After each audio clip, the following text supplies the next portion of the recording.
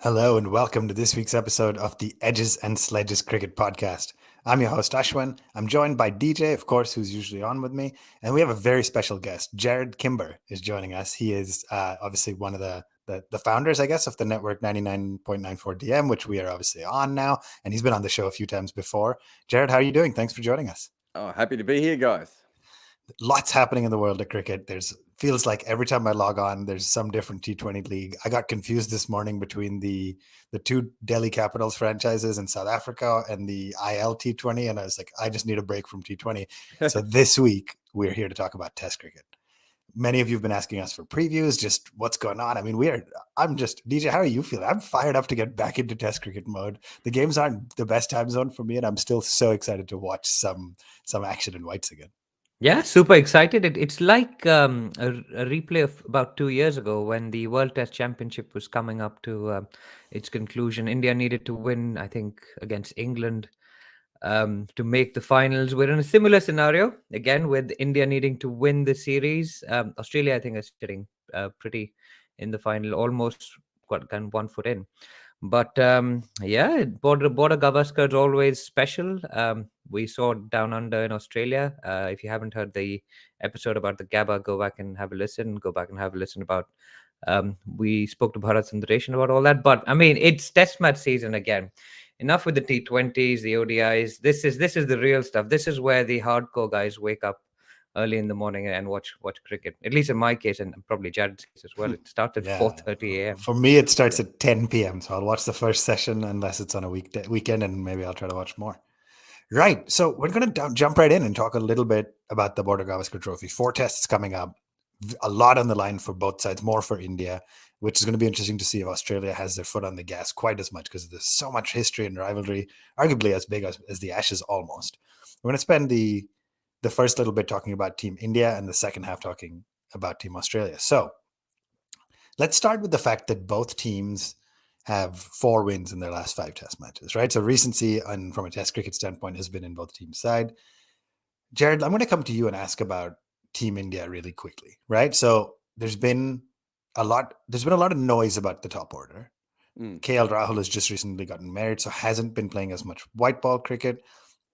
And so some questions are, does he walk right back into the red ball side? Shubman Gill, who we spent probably most of our last episode talking about, has been kind of in and out. If you're the Indian selection coach or Rohit Sharma, if you will, selectors or Rohit Sharma, where do you go for the top order? I'm not going to ask you about Kohli, Pujara, Rohit, because those guys are going to walk in. But where else do you go from a top order standpoint? Well, I would assume that Shubman Gill comes in. I don't think that's any problem. I think that I think that we could keep this more an interesting conversation, perhaps, than the top order. The thing is that Indian fans who are obsessed with India have been going on and on about this top order for a while now, almost oblivious to the fact that no one since 2017 in the world has made any runs in their top order, right? Like, Virat Kohli can't make 100 for years on end. It's almost like there's a global drought and everyone's struggling to make runs. And so I think that's probably obsessed about a little bit more than it needs to be. I think Rahane had probably played himself out of the side, especially unless they need him as a grizzled vet when they travel to someone like England or New Zealand, right? But yeah, I think players like Shubman Gill are probably there and thereabouts. Shreyas Iyer is injured, isn't he? Is he definitely out?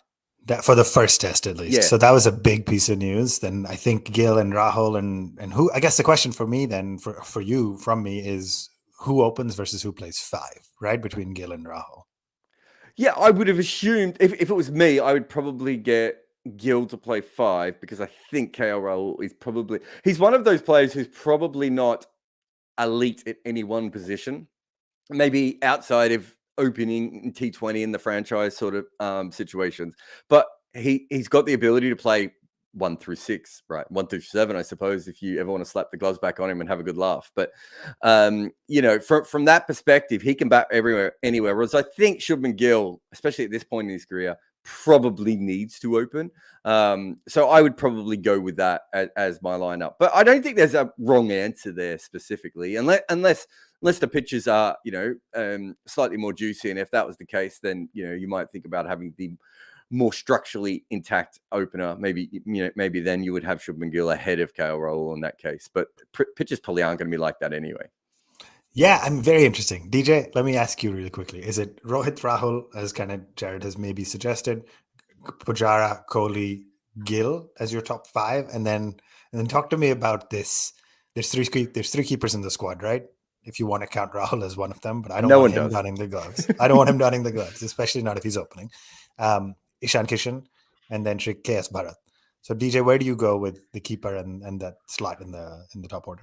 Yeah, so let's talk. We haven't even talked about Sky, who's in this squad as well, and he would be the natural successor to Iyer in a way. Plays spin really well. He was the only guy who could play the spin in that horrific T20 series that we sat through with those Yeah, two but how tests. good are the Aussie spinners anyway? Right, we're not worried about. We'll that. ask Jarrod about Swepson and Okay, Gary in the second half. But yeah. I mean, if you'd asked me this question and India were touring, I would have said Gill bats at 5 because I think he's suspect against the moving ball. His technique lends itself to being a middle order batsman. And I see him long term as a successor to Kohli, which I've said many times on the show. But that said, he is in incredible form. And I mean, you pick players that are in form, his confidence is great. So for me, Gill should open with Rohit for that reason alone. He didn't have a great series with England, that 4-test series we played. He didn't do that well. But for me, the form that he's in, he scored a double century, he scored a century, he scored he scored India's highest T20 score, which you're just like, this guy, he's an anchor and he's not even the best one we've got, and he's gone and done that. But in the form that he's in, I think for me, Gill should open the batting, and conversely and perversely, that means if Iyer sitting out, the toss-up is between Rahul and Sky for me. And I actually think Sky, what he showed is he's a better player of spin, and he But bats are we? in the Iyer mode more than Rahul does. But are we going to have this India politics dynamic a little, which we had with Rahane before, which was vice captain, right? Rahul is our vice captain in Test cricket. So do you leave him out? He's been he's been a captain, but he hasn't played. He hasn't played, and that's the circus that Indian cricket is, right? You play your players that are in the best form, giving you the best chance to win. Is Rahul going to give you the best chance of winning a Test match against Australia? That is the question you have to answer. And for me, Sky gives you a bit more. And 3 episodes ago, we were saying why are we trying to get this guy to play Test cricket because he's the best T20 batter in the world.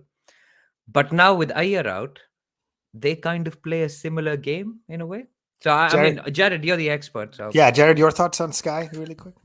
I haven't seen him play enough red cricket to. Nobody's seen him play Test I mean, cricket. unless you've been hanging around in Ranji games, 4 years ago, before he was good, maybe even when he was playing a lot of Ranji cricket, right? So it's a really, really tough one.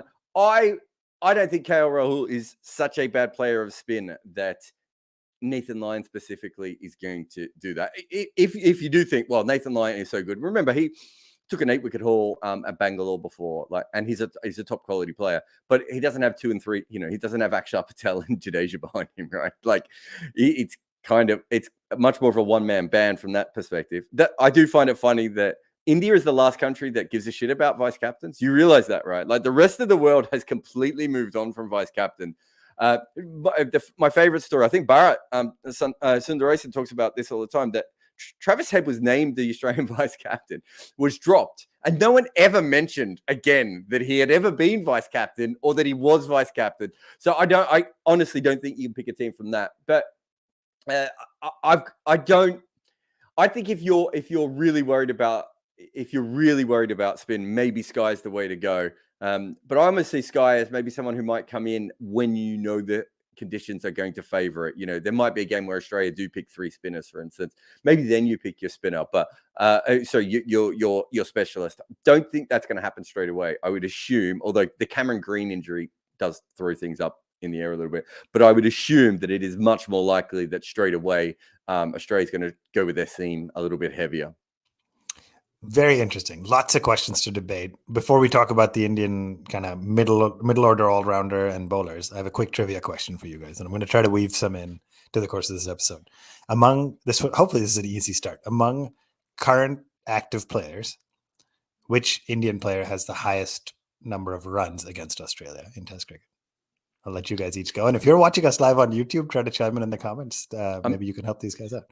It should be Kohli, isn't it? But I think it's Pujara, isn't it? DJ, do you have a guess? Active Indian cricketers, I'd say I would have gone with Kohli as well.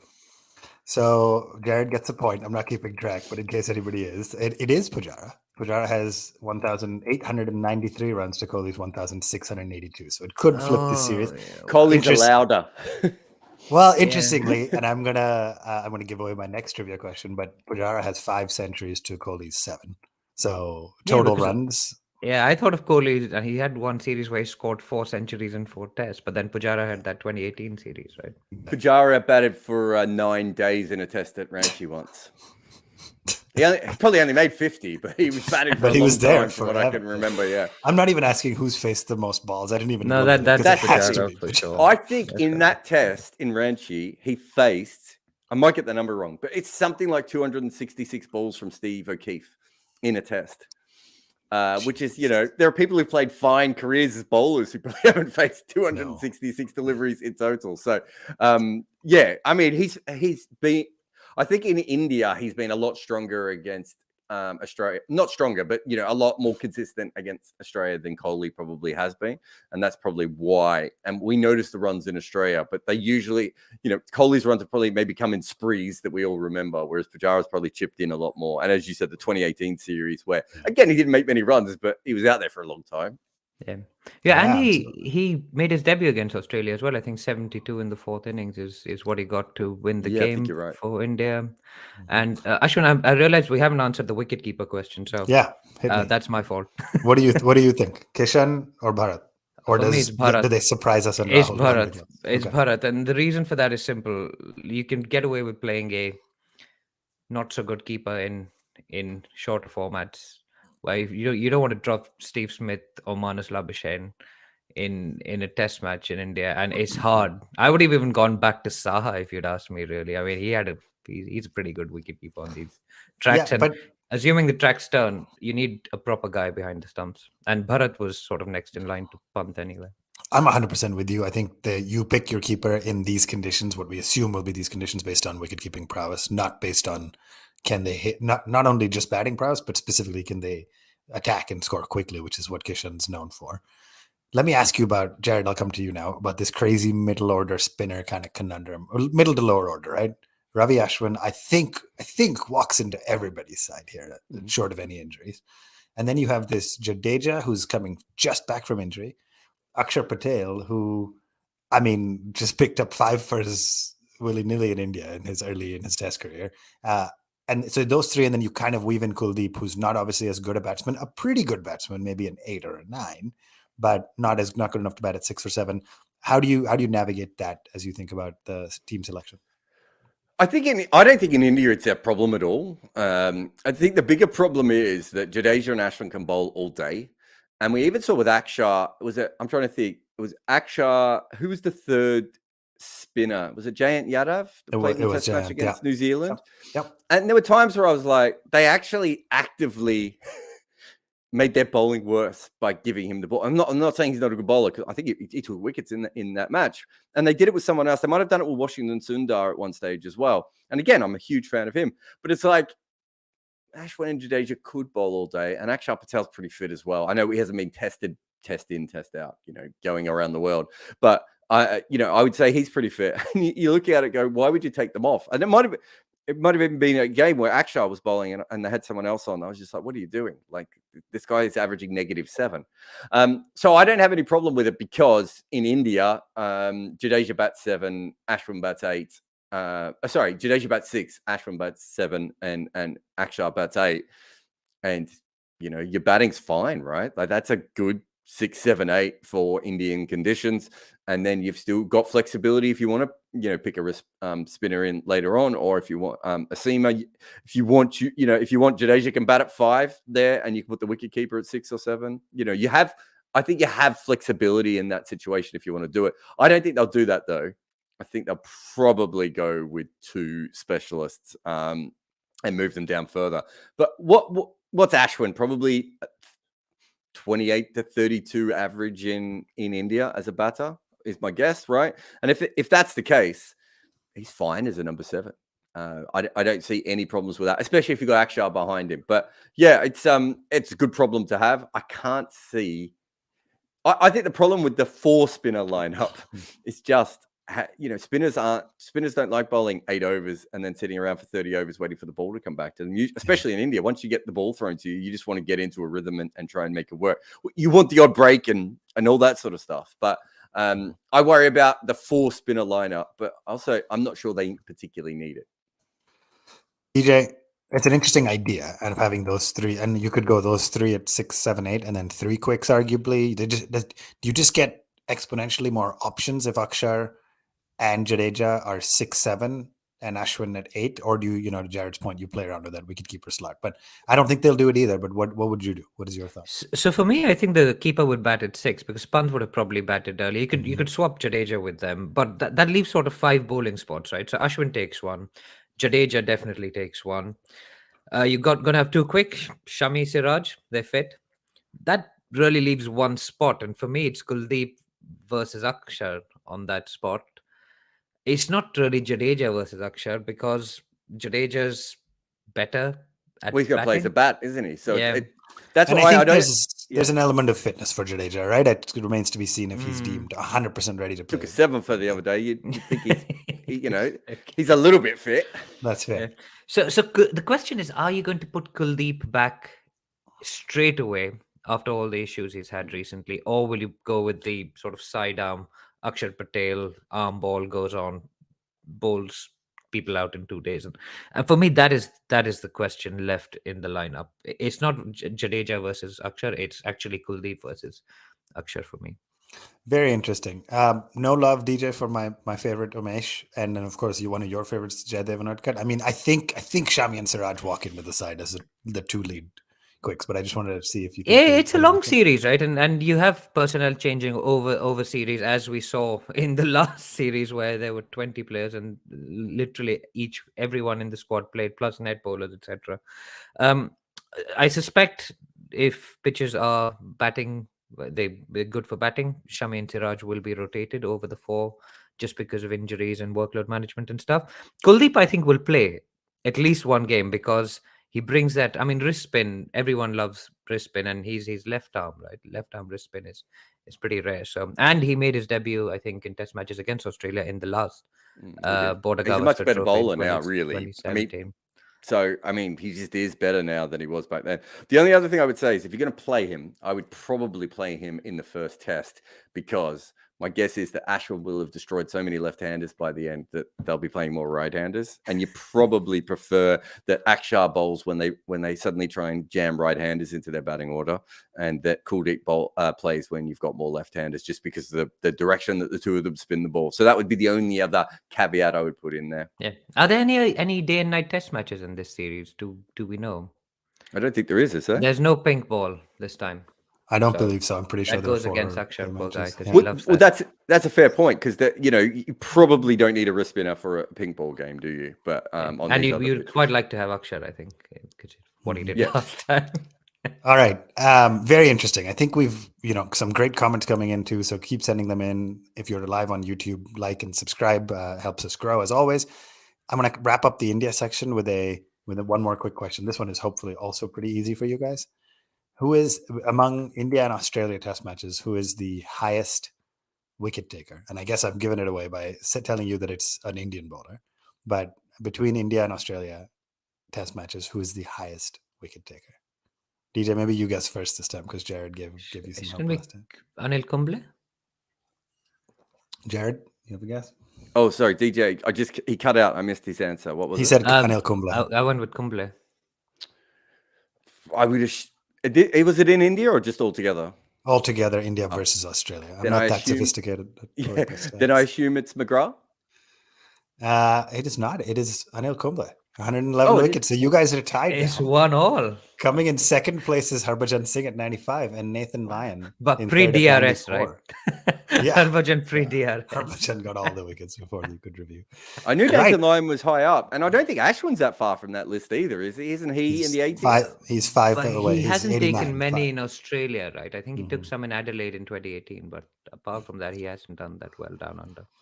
All right, that was a good kind of India discussion. I mean, if you're listening and feel like I'm pushing us along, it's because we could probably spend 3 hours talking about just Team India, but we want to make sure we put aside some time to talk about Australia. So we're going to take a really quick break. We will be right back to talk about the preview of Team Australia for the Border Gavaskar Trophy, which is coming right up. Welcome back to the Edges and Sledges Cricket Podcast.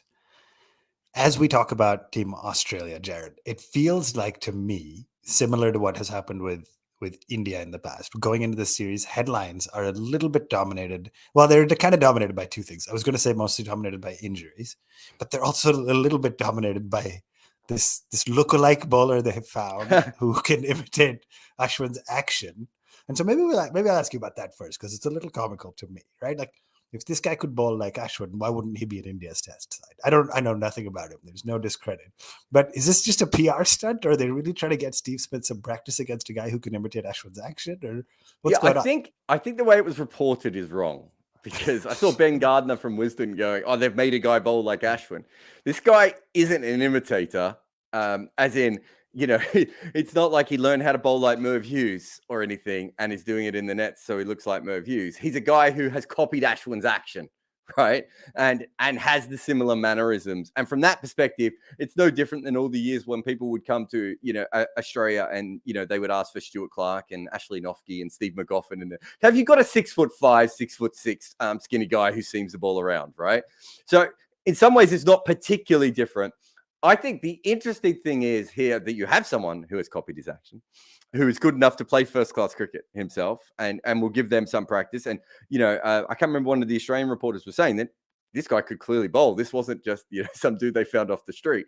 The other thing that hasn't been reported, which I think is far more interesting, is that Ashton Agar and Dan Vettori have been bowling in the nets like Jadeja and Akshar Patel, right? That is actually more, that tells you, everyone's like, Ashwin's in their head, look what they've done. It's like, they just found a guy who bowls like Ashwin. They're getting Daniel Vettori to dust off his spikes and try and bowl with a low arm action like his Jadeja. I'm assuming he's Jadeja. I don't know out of him and Agar which one is Akshar and which one's Jadeja. But look, when I work with T20 teams, and you know, in the UAE, you get this like, UAE is like candy shop for me as an analyst, right? You go in and there's like 20 guys around the nets and they all bowl different things. And literally I would get them to bowl some balls or just talk to them and be like, in the next game, we're playing someone who bowls back of the hand slow balls. I need you to go out there and every second ball needs to be back of the hand slow ball. And of course they go out there and the first thing they do is bouncer and the next one's Yorker. And I have to pull them out and go, you will not be bowling again today if you don't bowl back of the hand slow balls. That's what the boys need to practice against. That's what you need to do.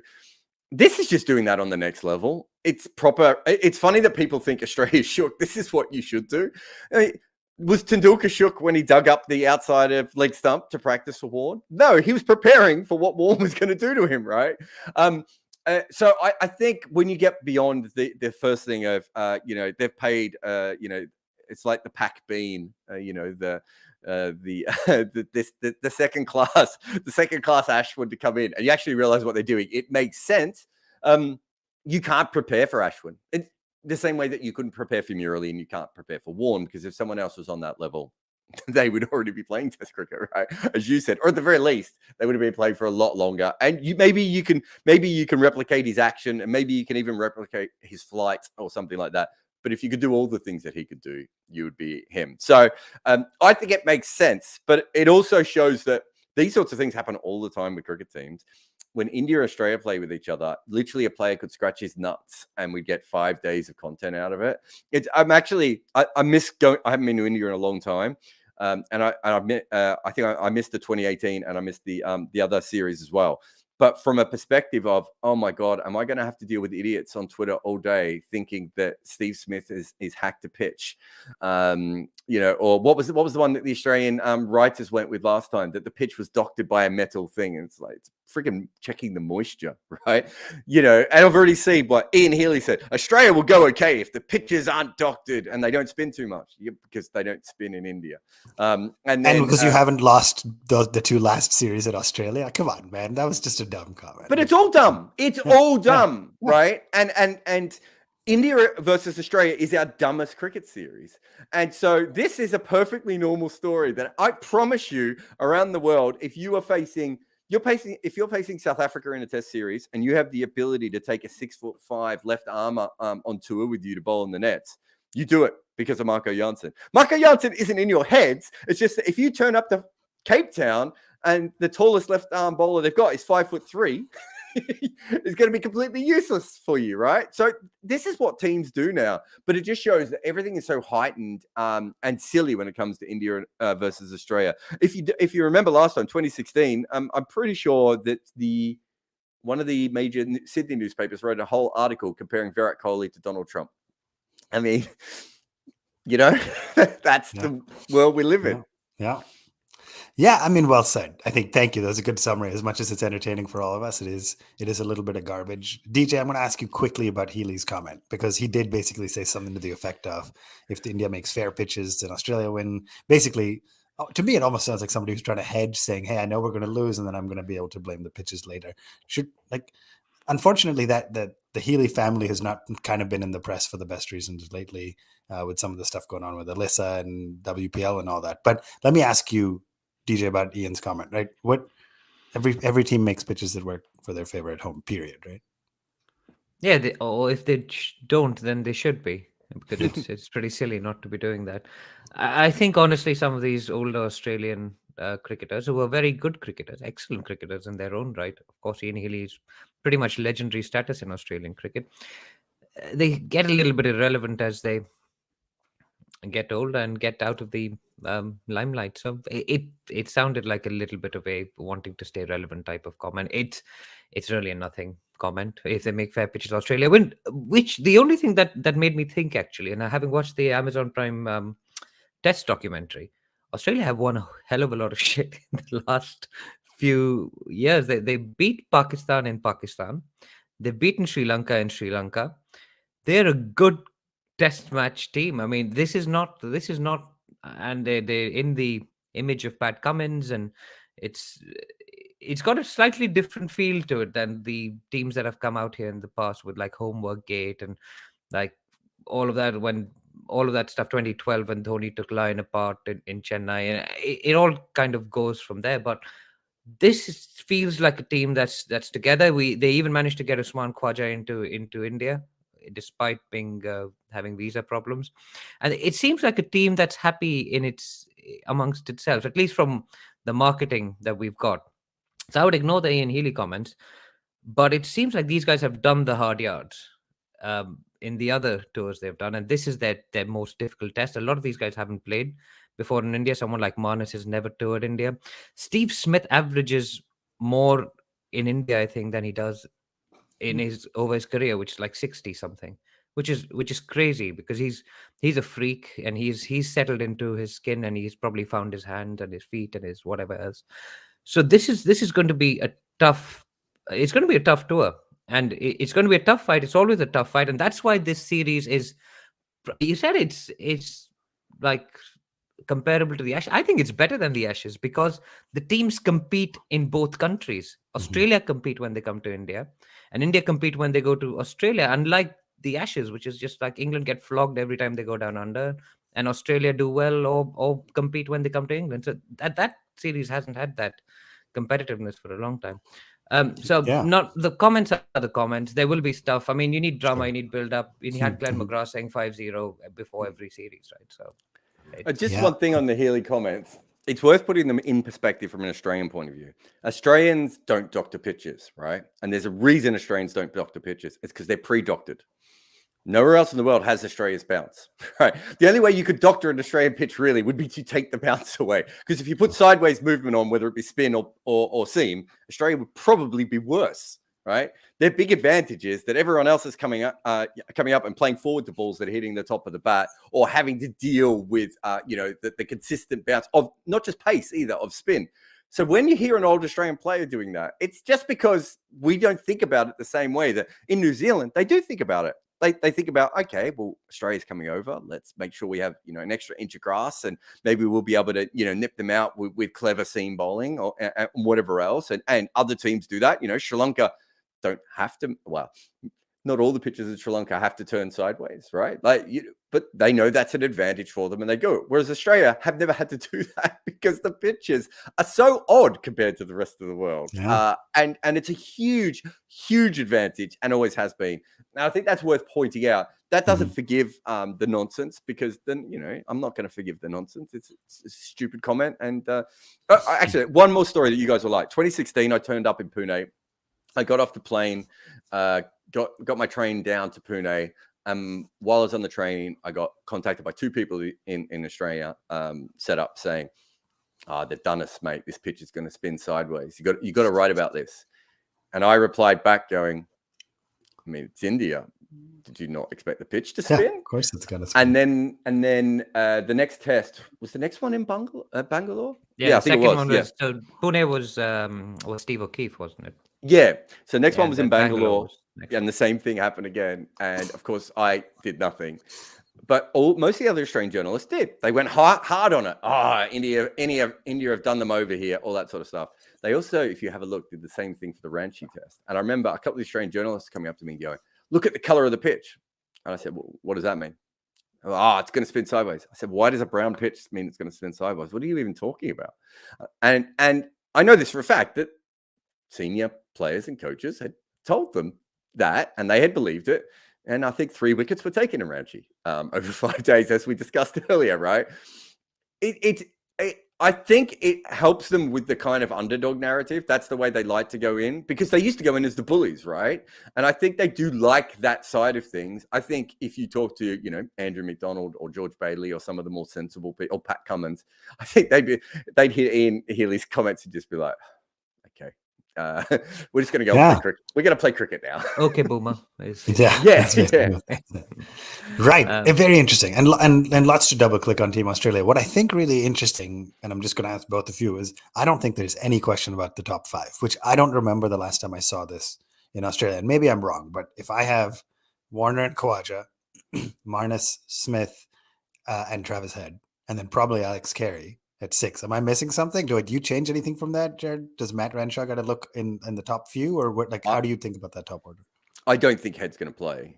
I don't think Head was brought over to play. Could be massively wrong, and they might have seen him in the nets, and I'm not over there, so I don't know how he's preparing.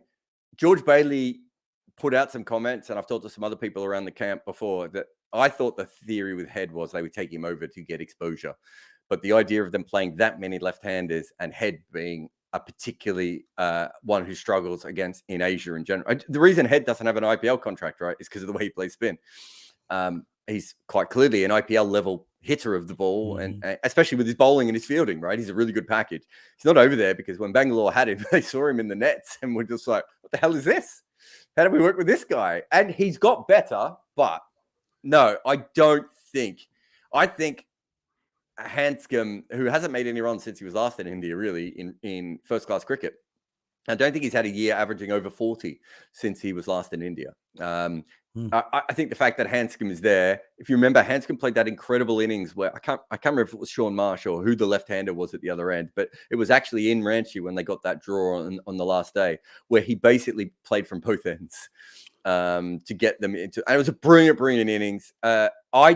I'd be shocked if Head starts. I wouldn't be shocked if Head plays, because if things go poorly, anyone could play, right? Like, especially if Cameron Green is injured, because that is the thing that might change the Head situation, I think, at the moment. But I wouldn't have thought that Head was an automatic selection unless something has massively changed in the last 4 or 5 days that I'm not aware of. No, that's interesting. For me, I'm not as close to the specifics of the Aussie training camps, but for me, just based on the back of form, I think he's averaged 60 in 2021, 50 something in 22 on the back of form. He walks in, but that's interesting. So, and then let's talk about the bowlers then, right? Like, this is where it's a crazy toss up for Australia. So is Carey the keeper? Yeah, Alex Carey. He's definitely Hanscom another lefty, right? Yeah, that's their problem. Everyone's left-handed. Like you talked about Renshaw. Renshaw, I think, has the best record against Ashwin of any left-hander in the world, by the way. Now, it's based on a couple of tests in India, and I don't think he played him in Australia. I can't remember. I'd have to think back to when he played in Australia.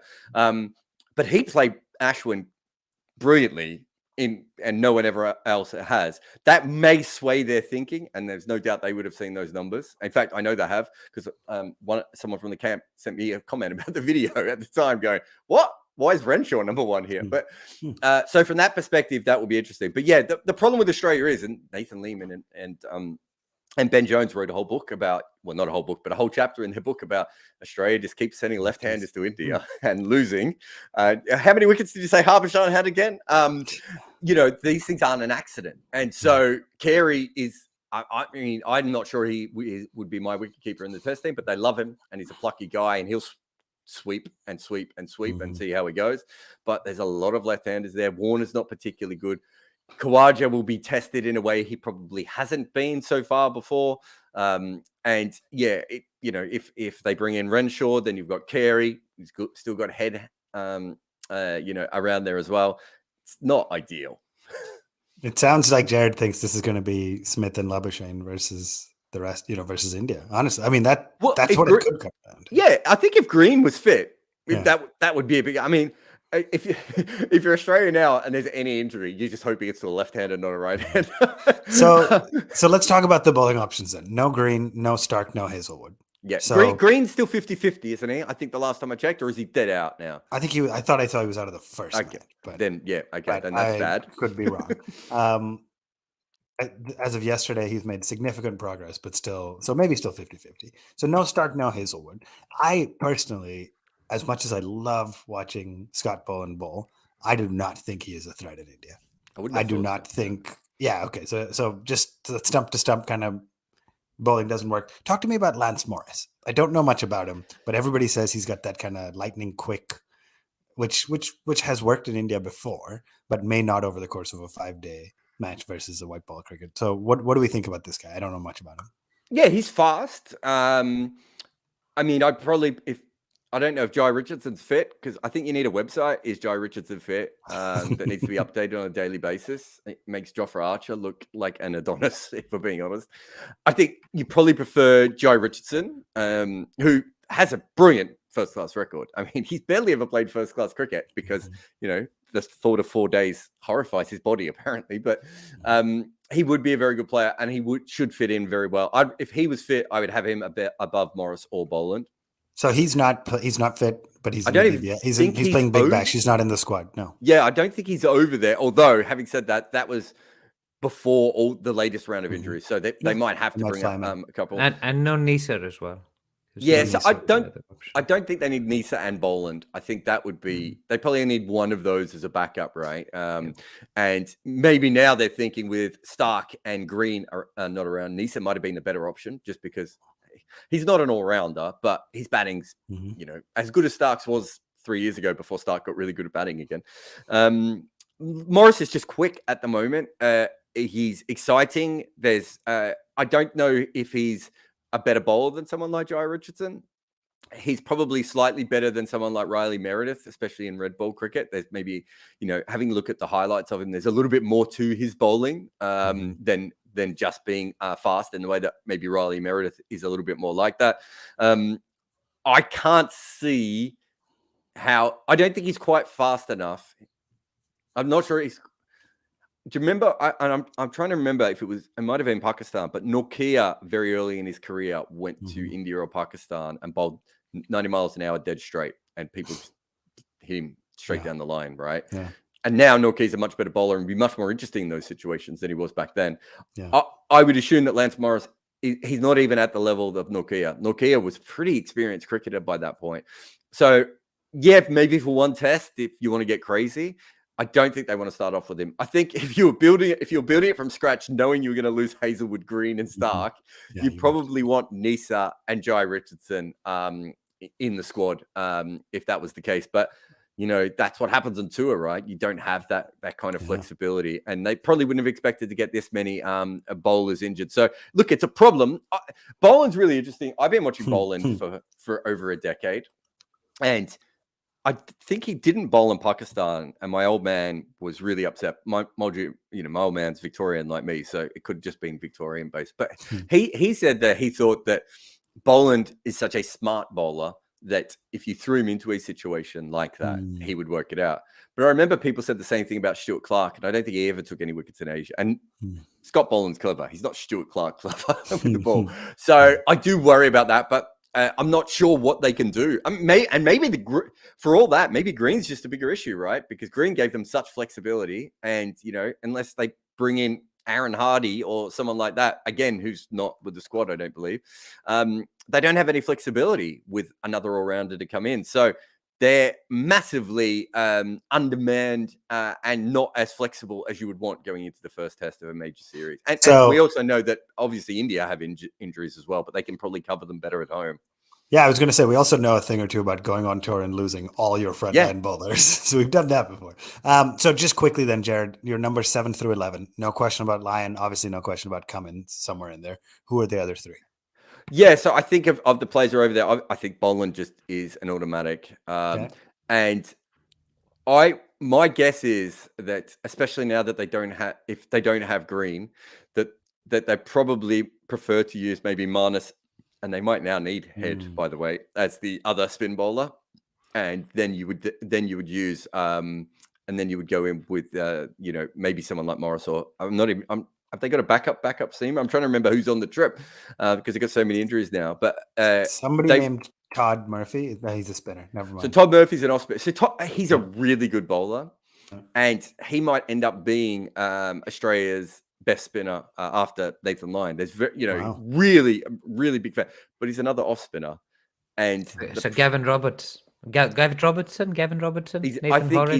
I think he's got a little bit more talent than that. But the problem is, this goes back to what we were talking about before. You go to India and Australia picks 2 off spinners, and then they play a bunch of right-handers, and they're not Ashwin, so it doesn't really go anywhere. So I don't think you can give Lyon that. So then maybe you look at, because they're looking for maybe if they're looking for a little bit of all-round heft, Agar's not an all-rounder.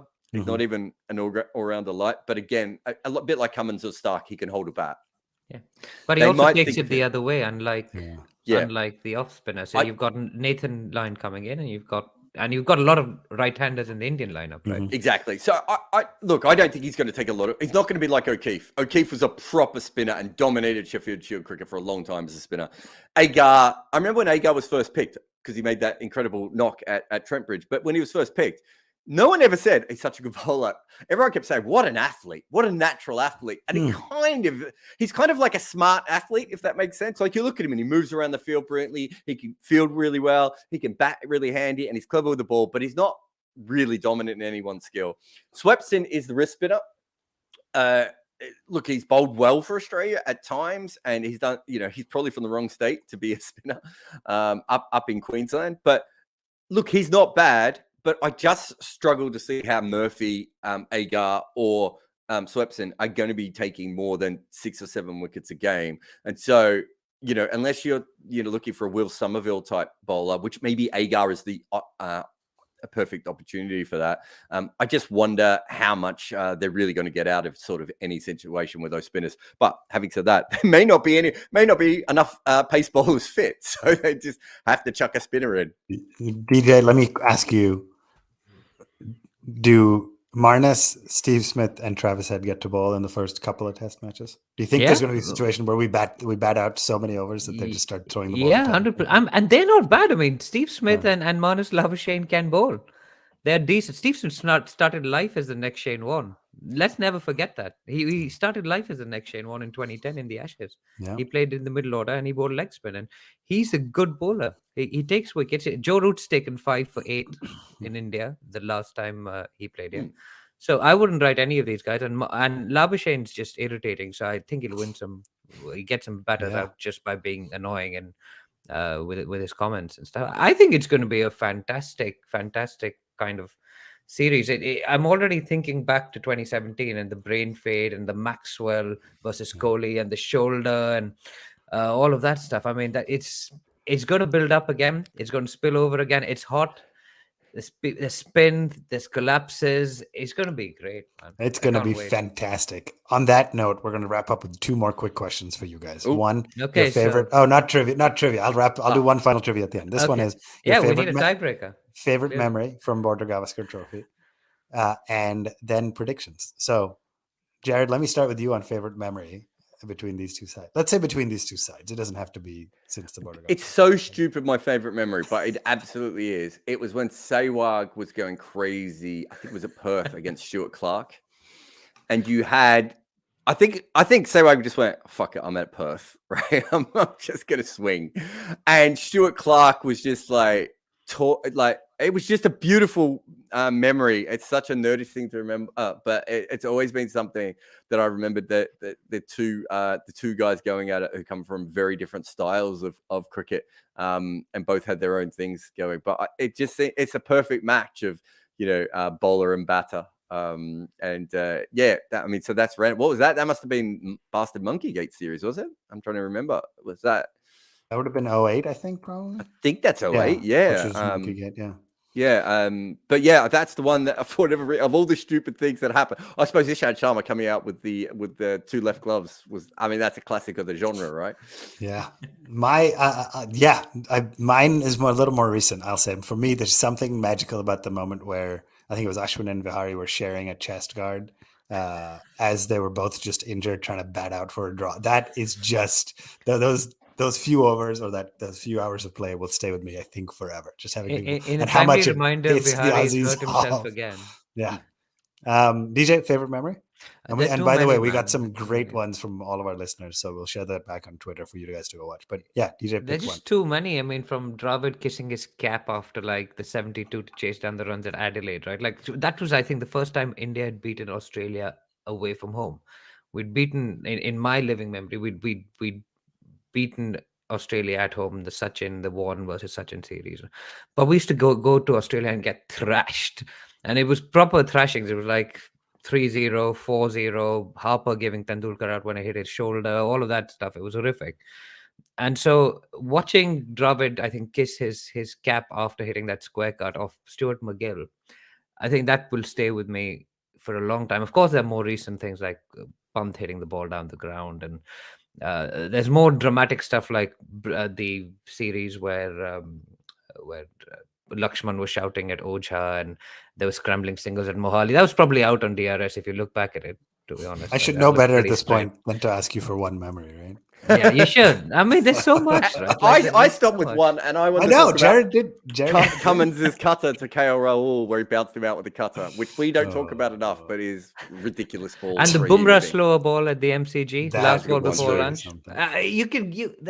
This is why this is the best series. You can have the Ashes that have gone from 1877 or whatever, but this is much better because it's more important and better quality cricket.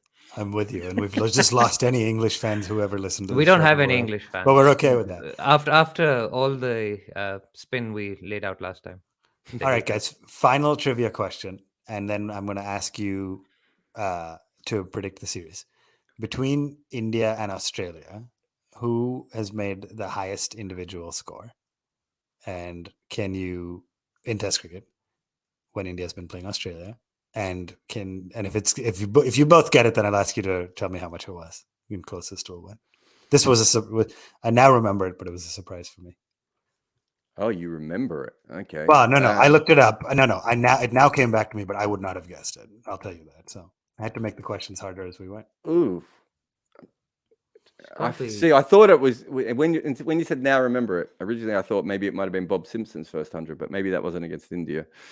I'll tell you, it is the Border Gavaskar Trophy, so it means so it is a bit more modern than that. Yeah, since 1996 at least. We're getting some guesses in the chat. Some people are guessing Lakshman. I'm not telling you whether that's right or wrong. I'm just saying. I think Lakshman was 281.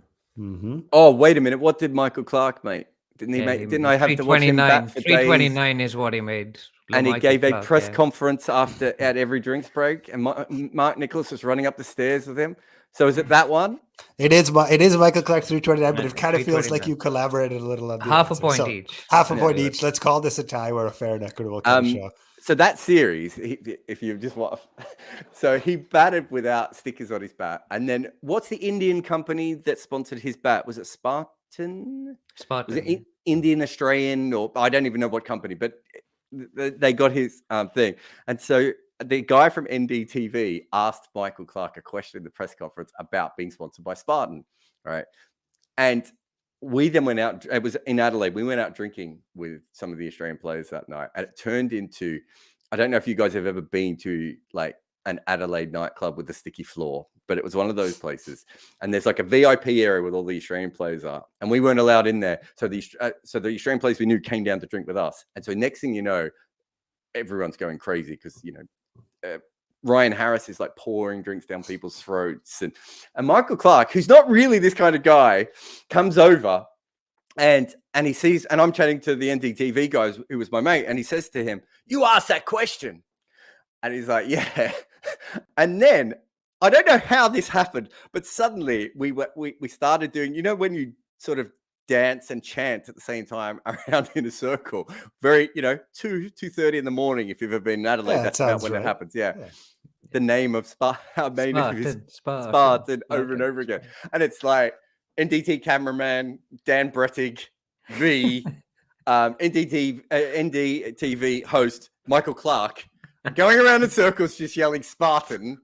It's still one of the most surreal moments of my life. So, I did see him make a lot of runs that series, and it still ended up weirder than the actual 329. 329. No, that's a great story, Jarrod. All right. So we tied our trivia game at 1.5 points apiece. I'm hoping we don't tie the test series, but I'm going to ask you guys for your predictions.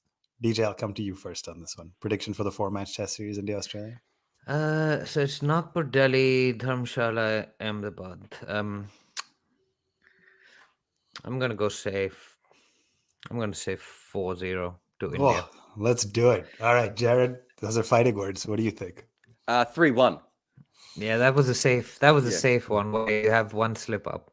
Well, I think Nagpur, I don't really know. I don't know what Nagpur does anymore, but it could also be the draw there. So, up north, I think Australia have a pretty good chance. I think Australia's too good a team to come back without a win, considering we saw a fairly ordinary English team win over there last time. Jarrod got 100, double 100. But that's when the pitches were good. So the question is, what are we going to roll out? Well, that's what that's what I mean. I think Australia's a slightly better team. They only need maybe 2 pitches that suit them, or just nullify India a little bit more, and they've got a chance of winning over there. I don't think they'll win, but winning a test match is not beyond them. Yeah, and I'm gonna go 3-0. So I think there's a one draw. Nagpur, right? Nothing interesting has ever happened in Nagpur. There we go. They told me it's the home of oranges. I looked everywhere. I didn't see a single orange. I don't know what the hell they're talking about. That's a great fact. Gentlemen, this has been great. The Border Gavaskar Trophy brings out the best in all of us. I'm so excited. By the time we're here next week, I think the test match maybe done in a couple of days. You never know. Over by the weekend, it should be in its best days.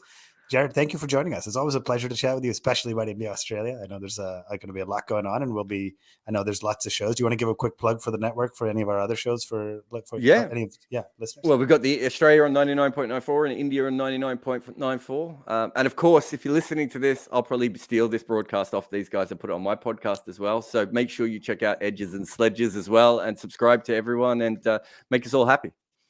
Awesome. We're at One Tip One Hand on all the social medias. If you're on YouTube, hit the like button and the subscribe button. Send us in your questions, comments, tweet as the test series gets going. We'll be excited to engage with you all.